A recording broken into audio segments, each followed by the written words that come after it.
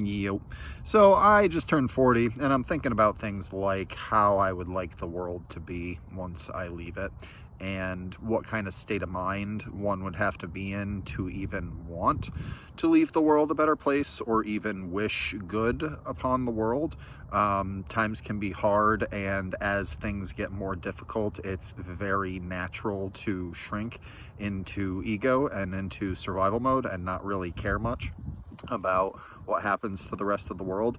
And as much as it's tempting to blame ourselves for these types of mind frames, these types of selfish points of view, I think that really a big culprit of how we view all of that is actually wrapped up in our views of the afterlife and what we are given by our environment and by religion in terms of that.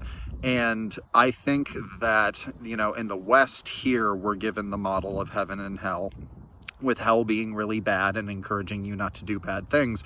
But I think also something that messes with our minds and makes us less likely to view life in a positive way is the vision of heaven that we're presented. I think a lot of people believe that line where Jesus says to the guy when he's getting crucified, the guy next to him, "I'll save you a room in heaven." I think a lot of people think that heaven, or their afterlife, if they're going where they want to, is going to be a place where they get whatever they want pleasurably in an apartment room for eternity. And to that, I've always thought, well, if your father or your grandfather was a really bad guy and is probably in hell, but your version of heaven is the two of you having beers and watching the football game for the rest of eternity, then who's sitting next to you, considering that the real father or grandfather is in hell?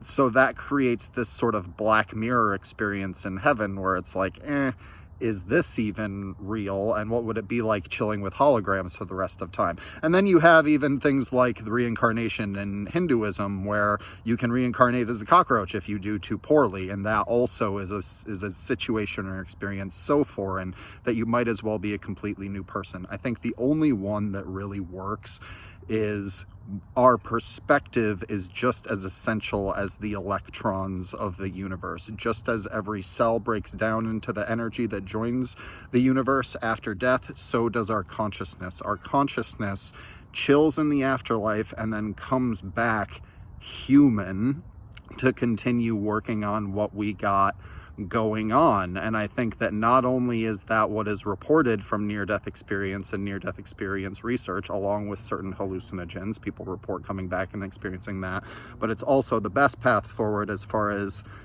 how we're going to want to leave the world we come back to.